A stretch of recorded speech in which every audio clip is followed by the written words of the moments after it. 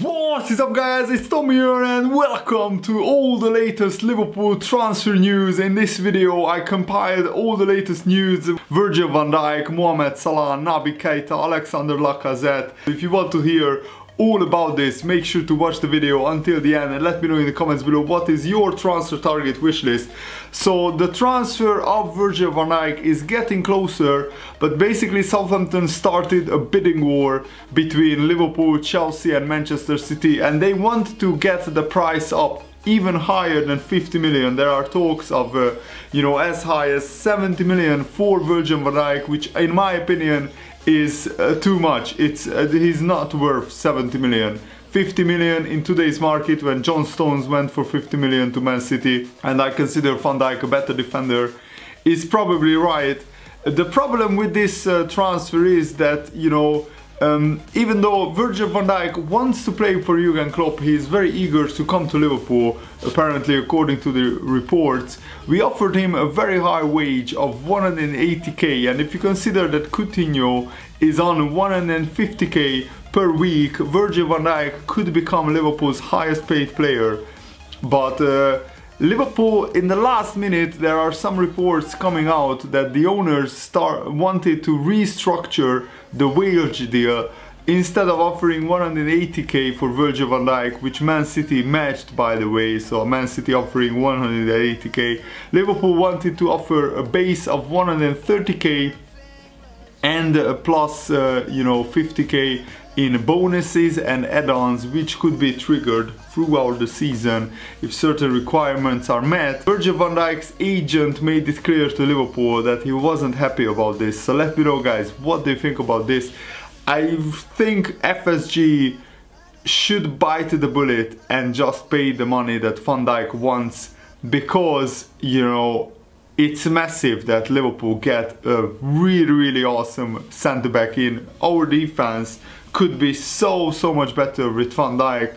Of course, he's not like the only solution to our problems, because as much as the personnel, it's about formation as well as tactics, and the whole defensive unit needs to be better. So organization, formation and tactics need to be better next season for the defense to function better. But of course, better defenders would come a long way in improving Liverpool's defense, and in my opinion Van Dijk is a better defender than Lovren. Another very interesting thing to talk about is that Lacazette has already agreed the deal to go to Atletico Madrid, which now won't happen in the summer because Atletico Madrid's transfer ban has been upheld by the Court of Arbitration for Sport. Atletico were banned in July 2016 from registering players for 2 transfer windows, including this summer transfer window. They appealed, but they lost the appeal. And the Lyon president, Jean-Michel Aulas, admitted that Atletico's failed appeal has changed everything. He said Real Madrid have their sanction reduced, but that wasn't the case for Atletico. It is both good and bad news, because economically it was a very important transfer, Lacazette going to Atletico Madrid, and the sanction changes everything. Lacazette did not want to celebrate the move too early, but he made the decision on his future with his heart. And now this setback challenges the agreement, but he could continue playing here for one more season. Lacazette either stays at Lyon for one more season or until January and goes to Atletico, or Liverpool could come in and offer him, big money and maybe tempt him. But the thing is about this, I don't think signing a striker is a top priority for Liverpool, and in my opinion we shouldn't be really going all out to sign Lacazette, and here's why. Our transfer budget is not unlimited. We don't have unlimited funds like Chelsea or Manchester United or Manchester City. We need to be very careful who we spend our 150 million pounds on, and Liverpool probably have about 100 million to spend, and with player sales added to that, it could come up to 150 million.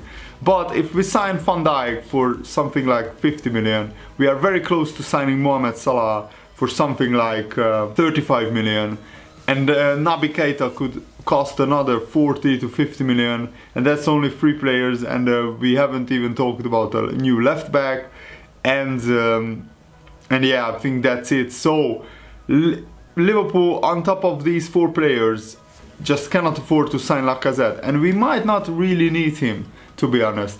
If I were Jurgen Klopp, I would keep Sturridge, Firmino and Origi as their strikers, and maybe keep Danny Ings as well, or loan out Danny Ings and put Solanke as the 4th choice striker and play him in the cup games, and loan out Danny Ings to somebody like Huddersfield, for example, and bring in Salah, put Coutinho as a number 8 behind Salah, Firmino and Mane, or Salah, Sturridge and Mane, and I think that attack is already very good, very prolific, and we might not need to spend another 40-50 million pounds on Lacazette and go with this setup for the new season. Of course, Lacazette would be a dream transfer, but that would mean that either Sturridge or Origi would be sold.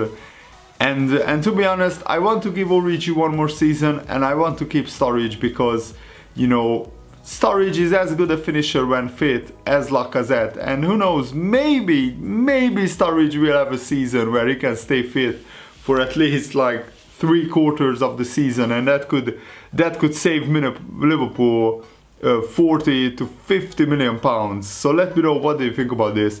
And an update on a Mohamed Salah deal. So Salah actually met with some Liverpool fans who came all the way from Egypt, and I think they wanted his signature, and they got it. And then they asked Salah, "Are you coming for Liverpool to Liverpool?" And he said to them, "Yes, the deal is almost done. I'm going to Liverpool." And there was a post on Facebook about this, written in Arabic, which somebody translated it, and there was a picture of the fans with Salah as well, and that's very good news. So Roma want about 40 million, Liverpool offered 28 million, which was rejected. At the moment, Salah only earns 50k weekly wages, which is very low considering the Premier League wages are a lot higher normally, but in the Serie A that's pretty normal because they have a lot lower wage structures in the Serie A, because a lot less money is involved around the TV money and everything. So Liverpool have put together wage structure for Salah, which is worth around 90k, which is I think 75k plus bonuses, something like that. And Salah would love to come back to the Premier League. I think he feels that he has unfinished business in the Premier League because he failed pretty much to get into the Chelsea team regularly, but now he established himself in Serie A as one of the best wingers in the league, and I think he wants to do the same at Liverpool. So hopefully that burning ambition in Salah and Liverpool together can be a great success. And also there are some news that Liverpool lined up an alternative for Salah, who is Lazio forward Keita Balde-Diao, who is also a very talented player, and I think that this is just to maybe encourage Salah to get and Roma to get the deal done quicker. Maybe Liverpool put out this news, I'm not sure, but Keita Balde is a very good player. He's also quite young, he's 22 years old, and his contract expires next summer, so he only has 1 year left on his contract. Liverpool, apparently to the reports, have held a long-standing interest in Keita Balde, and they have sent scouts to monitor his performances in the Serie A for the past 2 or 3 years, and he doesn't really look like he will extend his contract at Lazio, and he scored some spectacular goals. He also has a lot of pace, but I think he's not as good a player, he's not as established as Salah. Salah has 3 very good seasons behind him in the Serie A, so I really prefer Salah, and it's vital that Liverpool cough up the money and sign Salah. We couldn't sign him in 2013, which was a bitter disappointment. He went to Chelsea. We failed to sign the likes of Willian and Mkhitaryan and other players. Dele Alli, for example, because Liverpool just lowballed and didn't offer as much money as the player was worth. And in hindsight, we should have offered more money for Willian, for Mkhitaryan, for Dele Alli, and for Salah as well, because we could have got these players for a lot cheaper than what their transfer market value is right now. So you are not only paying for the player's value currently, but for the player's value in the future, the player's potential. And I think Liverpool should really go out and get these deals done. Liverpool should get these deals done, because it's vital that Liverpool compete in the Champions League with a bigger squad, and getting likes of Van Dijk and Salah first choice targets for Liverpool. Remember, for Klopp, and Klopp knows what he's doing. Look at the transfers of Matip, of Mane, of Wijnaldum, of other players. They all come good in the first season. So I think Salah, Van Dijk, Keita and the left back could be a very successful transfer window for Liverpool. And it's vital also that we keep Emre Can. Just to end this video, I wanted to talk about Emre Can's contract extension.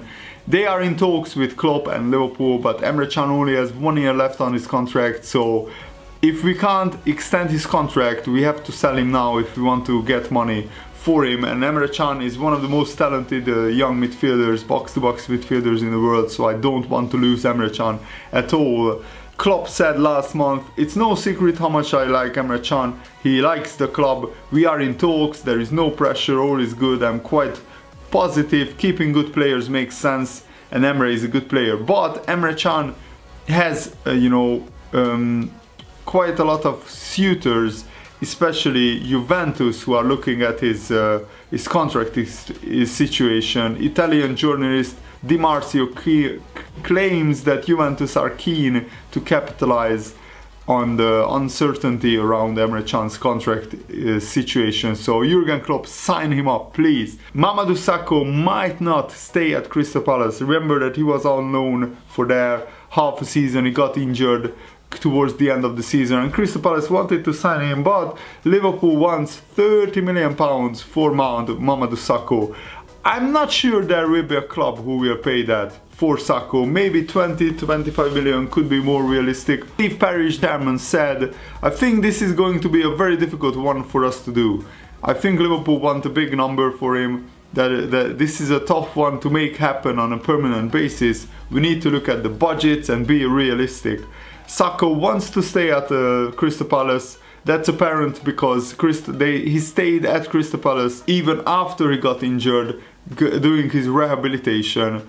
And at the moment, Crystal Palace don't have a manager. Sam Allardyce resigned and retired from football. So Crystal Palace at the moment are in the lookout for a new manager. And once the new manager comes in and assesses the squad, then he will decide whether he wants to sign Sakho or not, whether they have the budget for that or not. I really hope that more clubs come in for him. Other clubs like Roma and other teams have been reportedly interested in Sakho, so we shall wait and see what happens on this front. And also no news update on the Naby Keita deal, because he's on holiday and he said that he refuses to even think about his future until he returns. But Liverpool definitely have a chance of signing him because he refuses to sign a new contract at Leipzig. So he's keeping his options open, and when he's back from his holiday, I think things will start moving forward again with Naby Keita, and we shall wait and see whether Liverpool can get him or not. I really hope we can. Thanks for watching, guys. Hope you enjoyed this. See you later. Goodbye.